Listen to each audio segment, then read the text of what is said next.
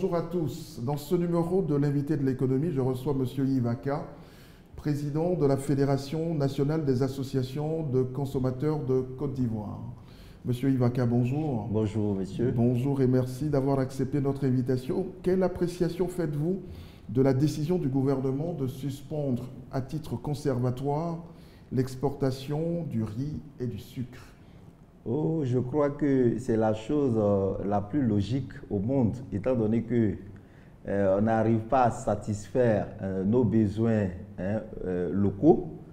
Donc, il n'y a pas de raison à parler d'exportation à notre niveau.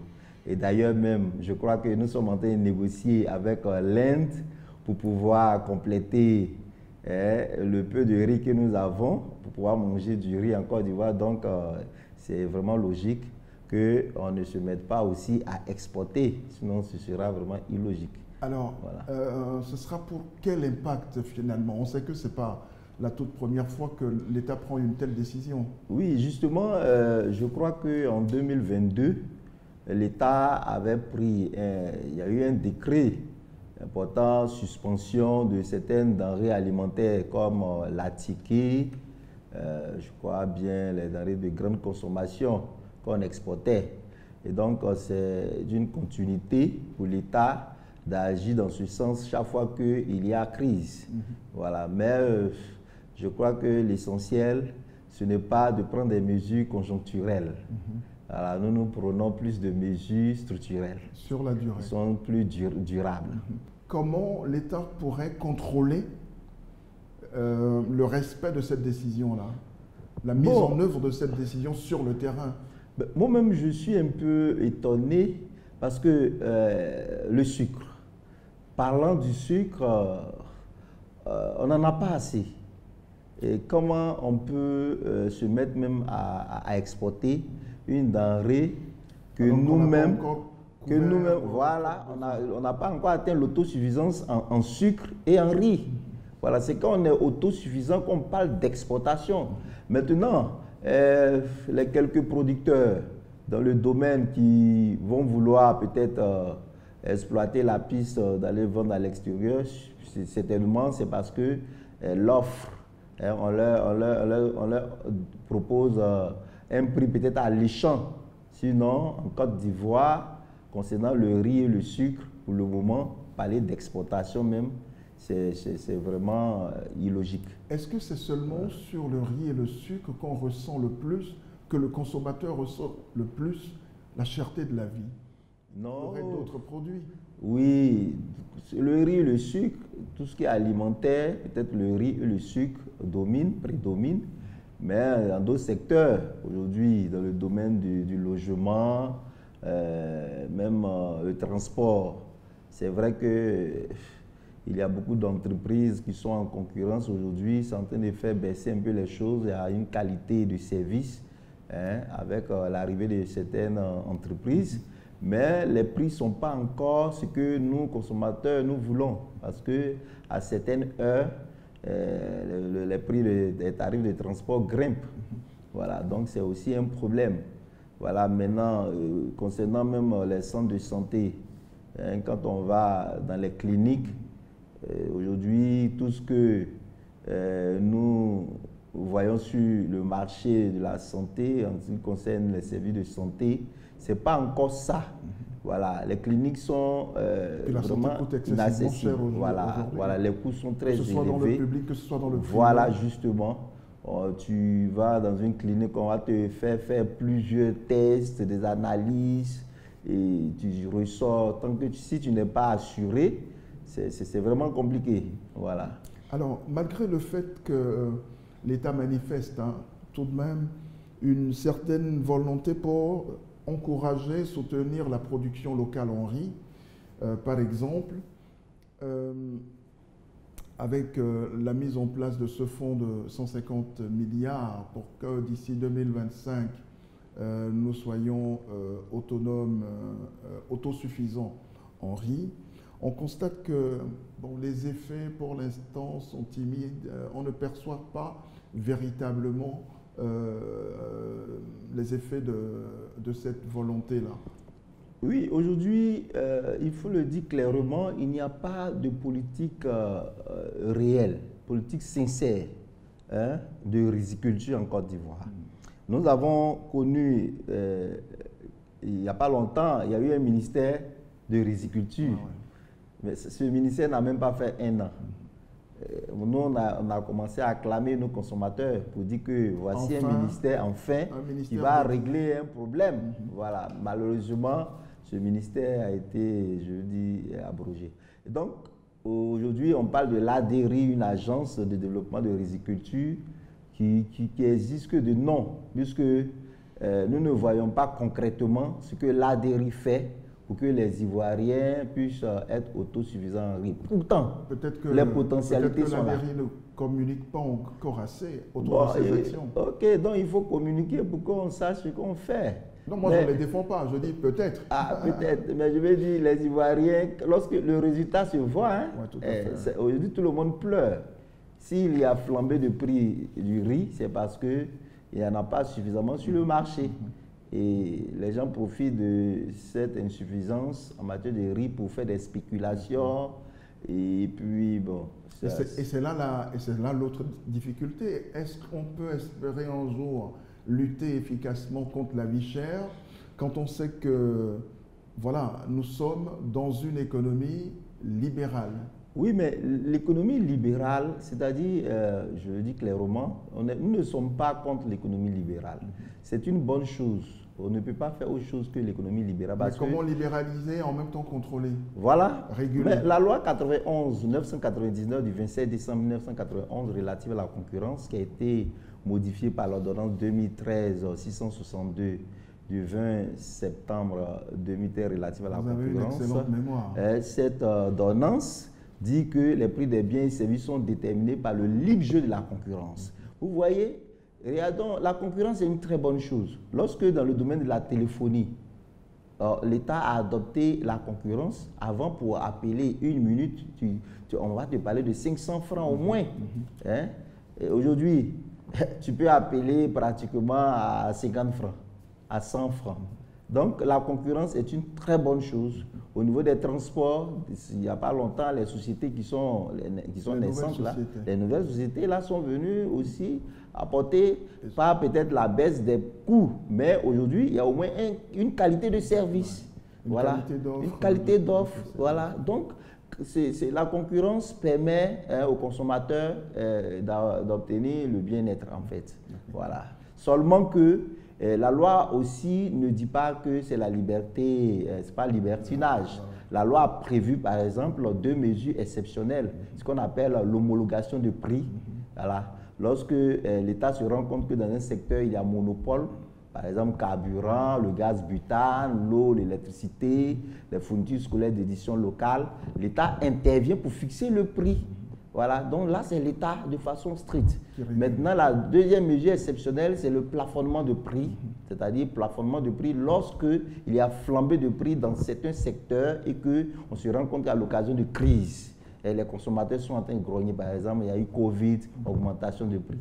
La crise Ukraine-Russie, augmentation de prix. La crise énergétique, augmentation de prix. Récemment, augmentation du prix du riz parce que l'Inde a décidé de ne plus exporter son riz. Alors que l'Inde approvisionne 40% du marché ivoirien en matière de riz. Donc vous voyez que la Chine avait pris la même mesure il y a 10 ans en arrière.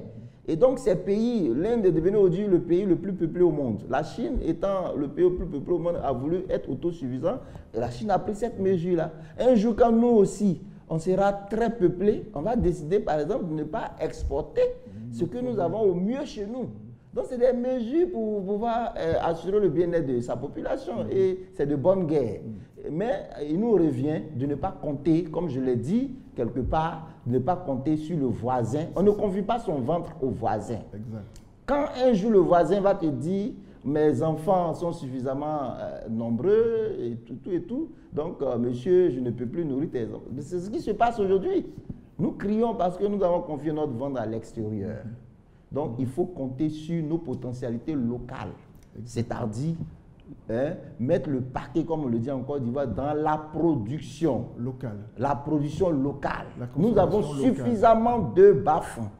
Nous avons des kilomètres et des kilomètres de bas-fonds. Les pays même qui nous donnent du riz à manger n'ont pas ces potentialités naturelles. Et ce sont eux qui nous nourrissent. Qui nous nourrissent, diantre. Alors, on voit que dans ce combat contre la vie chère, l'État lui-même pratiquement est impuissant. Hein. Alors, je ne parle plus des associations, des fédérations d'associations ou des associations de consommateurs. Tout le monde face à cette crise, à cette inflation qui continue de monter, de grimper, tout le monde est, je vais dire, désarmé.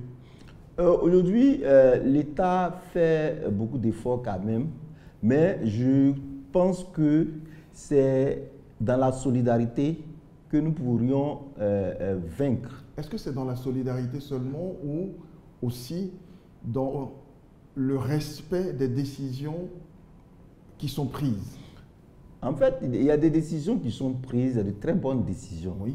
Mais c'est au niveau de l'application. C'est ça, au niveau de l'application, donc l'application, la volonté politique pour appliquer, l'application, l'implication des populations elles-mêmes. Hein, donc, c'est quand les populations seront impliquées dans l'application des mesures que dans cette solidarité va donner les résultats escomptés. Vous voyez, si l'État même prend des mesures, on met des fonds en place et que nos jeunes gens refusent d'aller au champ, ça ne peut pas avoir le résultat escompté. Aujourd'hui, ce qui est vraiment je veux dire, triste, nous qui partons à l'intérieur, allez-y aujourd'hui au village, dans les campements. Il n'y a plus de jeunes pour aller faire les travaux champêtres. Tous les jeunes, il y a exode rural, tous les jeunes sont en ville. Maintenant, ceux qui sont au village, ils sont en train de faire l'orpaillage. Vous voyez, l'orpaillage, on est dans des activités de moto, tricycle. C'est-à-dire qu'on a abandonné carrément la terre. Et donc, il faut que nos jeunes, l'année 2023 décrétée année de la jeunesse, soit une année où des jeunes sont aussi des jeunes paysans qui travaillent, des jeunes qui sont courageux. On n'a pas besoin de jeunes paresseux qui sont là en train de jouer, rentrer dans la drogue et autres. Vous voyez, c'est aussi important. Il faut que la jeunesse s'implique, il faut que la jeunesse se réveille. L'État ne peut pas tout faire. Et que quelque part aussi, on aide la jeunesse à agir. Mais bien sûr, il y a des fonds qui existent. Très bien. Alors, Monsieur Aka, vos associations ont aussi un problème. Il y a différentes associations de consommateurs aujourd'hui en Côte d'Ivoire. Elles ont aussi un problème. Elles ont parfois même un problème de crédibilité. Parce qu'il y en a au sein de vos différentes fédérations qui ne sont qu'en réalité que des porte-voix du pouvoir. Et de ce point de vue, on se demande à quel moment ces associations peuvent défendre réellement les intérêts des consommateurs. Peut-être qu'il va falloir faire aussi un petit ménage en votre sein. Oui, je crois que malheureusement, nous sommes, comme vous le dites, nous sommes une association. Nous sommes fondés par la loi 315 du 21 septembre 1960 relative aux associations. La loi dit que nous sommes apolitiques. La loi dit que nous ne faisons pas des activités qui sont de nature à être tribales et autres. Nous sommes non confessionnels. Donc voici un peu ces caractéristiques-là qu'une association devrait avoir. Mais malheureusement, vous savez, dans un sac de graines, il y a toujours des graines voilà, qui sont de mauvaise qualité. Et c'est comme ça, ainsi va la vie, malheureusement. Mais bon, je crois que parmi nous, quand même, certaines associations font un effort pour se démarquer. Parce que si aujourd'hui, l'État est trépied, au niveau de l'État, il y a le gouvernement qui est central, et puis au niveau à gauche, nous avons les associations politiques. À droite, nous avons la société civile. Mais si on regarde au niveau politique, après ces élections, on se rend compte que le régime en place a pratiquement fait un razzia. Ça veut dire qu'il n'y a même pas d'opposition en Côte d'Ivoire. Maintenant, s'il n'y a pas d'opposition et qu'au niveau de la société civile aussi, nous basculons dans la politique, ça veut dire qu'il n'y aura pas aussi de société civile. Mais on ne fait pas du bien au régime. Le gouvernement qui est là va se sentir endormi parce qu'il n'y a pas d'opposition. Partout où il n'y a pas d'opposition, on est amené à faire ce qu'on veut, à tomber dans la léthargie, à ne pas être boosté pour apporter le meilleur de soi.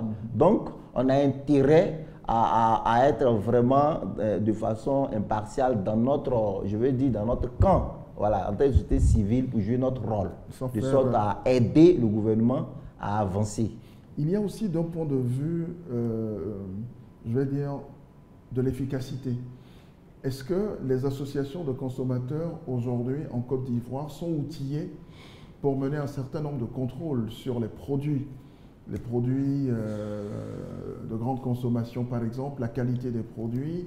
Est-ce qu'aujourd'hui vous êtes outillés à produire des textes à faire soumettre au gouvernement ou au Parlement ou tout au moins au Conseil économique et social? Je crois que vous êtes en train de dire un peu nos faiblesses. C'est vrai, on a beaucoup de faiblesses. On a plus de faiblesses que de qualité, malheureusement, parce que la loi dit que nous faisons des activités à but non lucratif. Donc, quand vous êtes à but non lucratif, vous devez compter sur les adhésions des membres, les cotisations mensuelles, les cotisations, les droits d'adhésion, alors que Dieu seul sait si les Ivoiriens se mobilisent pour aller vers les associations consommateurs pour adhérer. Quand il s'agit de tirer à boulet rouge sur les associations pour dire le président des consommateurs, il ne fait rien, il n'agit pas, on est prêt à nous insulter sur les réseaux sociaux. Alors que quand on vient de nous insulter et qu'on leur explique que nous sommes à but non lucratif, on n'a pas de soutien officiel de l'État. Des fédérations qui fonctionnent avec les moyens du président. C'est-à-dire qu'une fédération, un peu comme un parti politique, voilà, c'est le président de la fédération qui prend lui-même ses moyens pour faire les activités, pour qu'on puisse avoir les résultats pour tout le monde. Nous, le combat que nous menons, nous faisons une mission d'utilité publique. Nous faisons ce que l'État doit faire, nous accompagnons l'État. Ça veut dire que normalement, nous devons avoir la subvention de l'État. Mais malheureusement, ça n'existe pas. Nous avons quelques appuis pêle-mêle conjoncturels. Lorsqu'il y a certaines activités, on vient nous appuyer et puis bon, ça se limite là. Peut-être parce que l'État aussi ne voit pas n'a pas encore assez de lisibilité autour de ce que vous faites concrètement. Si vous posez cette question au ministre Souleymane Diarra Souba, ministre du Commerce, de l'Industrie et de la Promotion des PME, vous aurez la meilleure réponse. C'est le ministère du Commerce qui assure la tutelle technique des organismes consommateurs en Côte d'Ivoire. Allez leur poser la question. Demandez à Dr Ba, secrétaire exécutif du Conseil national de lutte contre la vie chère. Demandez au directeur général du commerce intérieur, M. Croizan. Posez-leur la question. Est-ce que les associations consommateurs jouent leur rôle? Ils vont vous donner la meilleure réponse parce qu'ils savent ce que nous faisons. Mais pourquoi est-ce qu'on a l'impression que les associations de défense des droits des consommateurs n'impactent pas réellement les décisions qui sont prises, même si vous êtes consulté, même si, voilà, on ne voit pas réellement. Mais le travail que nous faisons n'est pas, c'est comme au moment où nous sommes en train de parler, un pasteur est en train de prier pour un malade dans son église. Vous n'allez pas voir le travail qui est en train de se faire dans son église.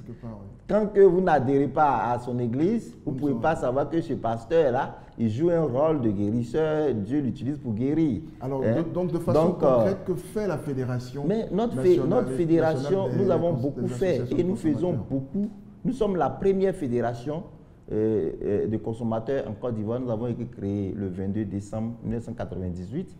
Nous sommes membres de l'Union africaine des consommateurs, nous sommes membres de Consumers International, basé à Londres. Et je crois qu'avec cette fédération, la Côte d'Ivoire a pu faire la promotion du mouvement consommateur. C'est grâce à cette fédération qu'aujourd'hui, il y a plusieurs fédérations qui existent. On parle même de confédération aujourd'hui. Donc, les autres sont sortis de nous. Aujourd'hui, il y a eu plusieurs actions. Je prends par exemple l'exemple 2016. Il y a eu la crise de l'énergie. C'est nous qui sommes allés négocier avec l'État pour que les factures qui sont sorties des ménages soient étalées sur 1 an. Lorsque aujourd'hui on parle de Sotra, la Sotra n'existait pas en dehors des villes, des 10 communes d'Abidjan. Par exemple à Bingerville, c'est nous qui avons fait en sorte que la Sotra arrive à Bingerville. Chaque jour nous négocions avec l'État en ce qui concerne les prix, ce qui concerne ce qu'on appelle l'homologation des prix. Il y avait seulement 6 catégories de produits. C'est nous qui sommes allés rencontrer le Premier ministre en février 2022 pour lui demander d'élargir la liste des produits et services pour les produits réglementés en Côte d'Ivoire. C'est après cette rencontre qu'aujourd'hui nous parlons de plus d'une vingtaine de catégories de produits et services. C'est nous qui sommes allés voir le président de la République ou bien le gouvernement récemment, l'énergie, quand le carburant augmente. C'est nous qui faisons la sensibilisation pour sensibiliser les populations pour qu'il n'y ait pas la chienlit. Nous jouons beaucoup, notre rôle est tellement un rôle pour apaiser l'atmosphère sociale. Vous n'êtes pas dans la contestation. Voilà. On conteste justement. Avant de contester, vous savez, contester, c'est lorsque tu approches l'autorité et que l'autorité joue la sourde oreille, qu'il faut aller dans les rues peut-être pour marcher. C'est ce que les gens veulent que nous fassions. Mais nous, notre stratégie, c'est qu'aujourd'hui, nous avons décidé de faire du lobbying de façon pacifique parce que la Côte d'Ivoire est sortie de crise. Nous avons vu ce que ça nous a apporté. Et puis aujourd'hui, si tu lances des actions de rue, nous savons ce que ça donne. Vous serez infiltrés. Les gens vont poser des actions qui ne viennent pas de vous. Et après, vous allez vous retrouver de l'autre côté. Ouais. Les hommes politiques ont essayé. On sait ce que ça donne. Nous sommes société civile. Nous communiquons avec le gouvernement de façon intelligible. Nous réglons les problèmes dans le silence et nous pensons que c'est efficace. C'est beaucoup plus efficace. Voilà. Très bien. Monsieur Ibaka, merci infiniment. Je rappelle que vous êtes le président de la Fédération nationale des associations de consommateurs de Côte d'Ivoire.